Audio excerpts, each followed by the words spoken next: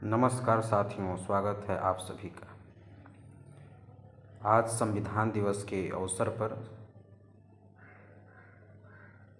और संविधान विशेषांक पर सभी भारतीयों को भारतीय संविधान दिवस की हार्दिक शुभकामनाएं। तो आज हम संविधान दिवस विशेषांक पर भारतीय संविधान के बारे में संक्षिप्त परिचय प्रदान करते हैं। भारतीय संविधान विश्व का सबसे विस्तृत लिखित संविधान है, जो भारत के कानूनी और प्रशासनिक ढांचे की नींव है। इसे संविधान सभा द्वारा 26 नवंबर 1949 को अपनाया गया और 26 जनवरी 1950 को लागू किया गया। यह भारतीय गणराज्य के अधिकार, कर्तव्य, संघीय संरचना और नागरिक स्वतंत्रताओं की रूपरेखा तय करता है। भारतीय संविधान 22 भागों, 395 अनुच्छेदों और 8 अनुसूचियों से आरंभ हुआ था। बाद में इसमें कई संशोधन हुए। भारतीय संविधान दिवस कब से मनाते हैं? भारतीय संविधान दिवस या संविधान अंगीकरण दिवस हर वर्ष 26 नवंबर को मनाया जाता है। इस दिन 1949 में भारतीय संविधान को अपनाया गया था। इसका उद्देश्य भारतीय संविधान के महत्व, डॉक्टर भीमराव अंबेडकर के योगदान और नागरिकों के मौलिक अधिकारों और कर्तव्यों के प्रति जागरूक फैलाना है। यह दिन 2015 में प्रधानमंत्री नरेंद्र मोदी की सरकार द्वारा पहली बार घोषित किया गया।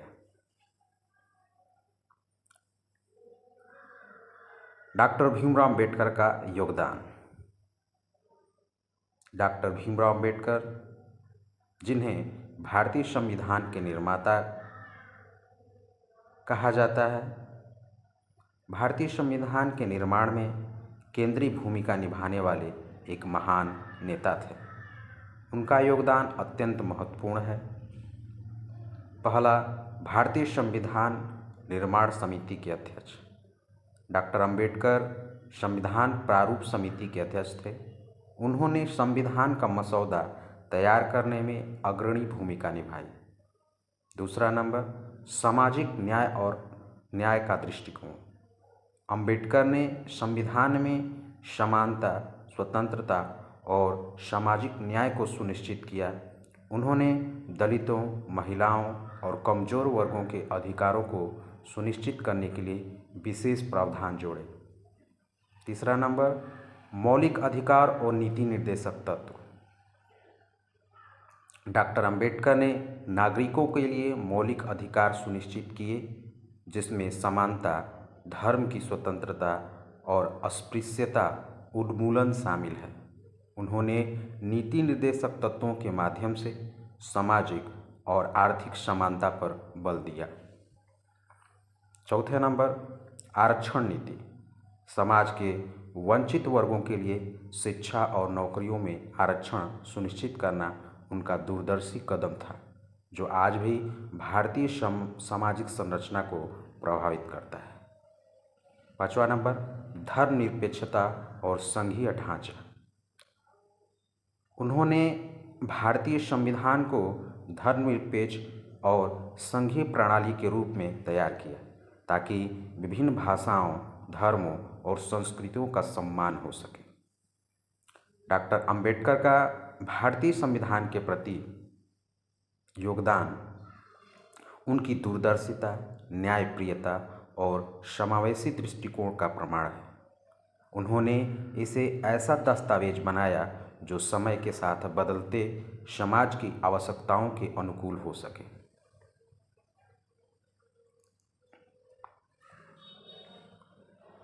अब हम जानते हैं भारतीय संविधान को पूर्ण रूप से लागू करने की ज़रूरत क्यों है। तो इसमें पहला जो पॉइंट है, सामाजिक समानता का अभाव। और इसमें पहला है, जातिवाद और भेदभाव अभी भी ग्रामीण और शहरी क्षेत्रों में देखने को मिलता है। समाज के वंचित वर्ग, विशेषकर दलितों और आदिवासियों को अक्सर शिक्षा, स्वास्थ्य और रोजगार के अवसरों में समानता नहीं मिलती।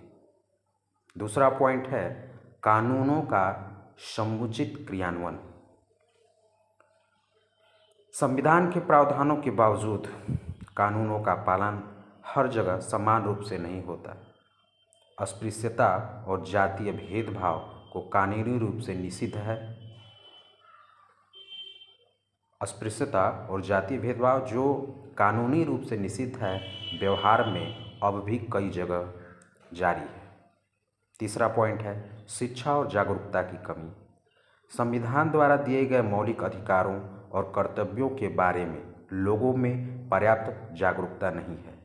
वंचित वर्गों को अपने अधिकारों के बारे में जानकारी और उन्हें लागू कराने के साधनों की कमी है।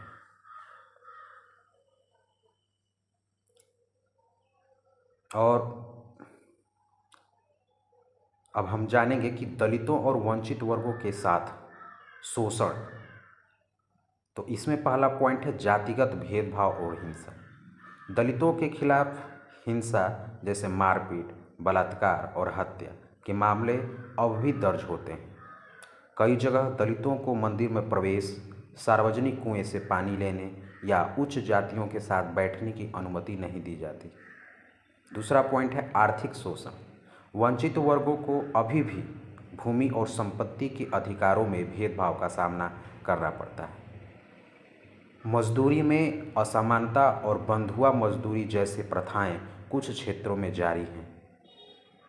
और तीसरा पॉइंट है, शैक्षणिक और रोजगार असमानता। आरक्षण नीति के बावजूद दलित और वंचित वर्गों के लोगों को उच्च शिक्षा और सरकारी नौकरियों में समान अवसर नहीं मिल पाते। निजी क्षेत्र में आरक्षण का अभाव भी असमानता का एक बड़ा कारण है। और चौथा पॉइंट है, सामाजिक बहिष्कार और रूढ़िवादिता। वंचित वर्गों को अब भी समाज में अछूत मानने की मानसिकता कई जगह बनी हुई है। यह बहिष्कार उन्हें विकास की मुख्य धारा से जोड़ने में बाधा डालता है। अब हम जानेंगे कि क्या किया जा सकता है। तो इसमें पहला पॉइंट है कि सख्त कानूनों का प्रभावी क्रियान्वयन, जिसमें जातिगत हिंसा और भेदभाव के मामलों में त्वरित और निष्पक्ष कार्रवाई हो। कानून व्यवस्था को मजबूत बनाया जाए। दूसरा पॉइंट है, शिक्षा और जागरूकता। संविधान के मौलिक अधिकारों और कर्तव्यों के बारे में जागरूकता अभियान चलाया जाए। वंचित वर्गों को मुफ्त और गुणवत्तापूर्ण शिक्षा प्रदान की जाए। और तीसरा पॉइंट है, सामाजिक सुधार आंदोलन, जिसमें जातिवाद और भेदभाव को खत्म करने के लिए सामाजिक आंदोलन और जागरूकता बढ़ाई जाए। सभी वर्गों के बीच आपसी सम्मान और सहिष्णुता को बढ़ावा दिया जाए। चौथा पॉइंट है, आर्थिक और सामाजिक सशक्तिकरण, जिसमें वंचित वर्गों को स्वरोजगार, शिक्षा और सामाजिक सुरक्षा योजना से जोड़ा जाए। आरक्षण नीति को और प्रभावी तरीके से लागू किया जाए, खासकर निजी क्षेत्रों में, क्योंकि निजी क्षेत्रों में कर्मचारियों का शोषण बहुत ज़्यादा है और उनको एक कर्मचारी न समझ करके बंधुआ मजदूर की तरह देखा जाता है। निष्कर्ष, अब हम लोग जानेंगे निष्कर्ष के बारे में कि इस निष्कर्ष इससे क्या निकलते हैं। तो संविधान में जो आदर्श और प्रावधान हैं उन्हें पूरी तरह से लागू करना समाज की जिम्मेदारी है। दलितों और वंचित वर्गों के साथ शोषण को समाप्त करने के लिए संवैधानिक प्रावधानों का ईमानदारी से पालन और सामाजिक दृष्टिकोण में बदलाव आवश्यक है। जब तक इन वर्गों को समान अवसर, सम्मान और अधिकार नहीं मिलते तब तक भारतीय संविधान का उद्देश्य पूरी तरह से पूरा नहीं होगा। बस इसी कुछ संविधान विषय पर जानकारी आप लोगों ने सुना और एक बार फिर आप सभी को भारतीय संविधान की दिवस की हार्दिक शुभकामनाएं। और आप सभी लोगों से मेरा निवेदन और प्रेम पूर्वक कहना है कि आप सभी भारत के नागरिक आप अपने कर्तव्यों को ईमानदारी से कर करके देश को विकसित कर सकते हैं और हमारे भारतीय संविधान की जो प्रियम्बल है उसको आप उसकी उद्देशिका को प्राप्त करने के लिए आप सतत प्रयास करते रहें। बस इसी के साथ ही बहुत बहुत धन्यवाद।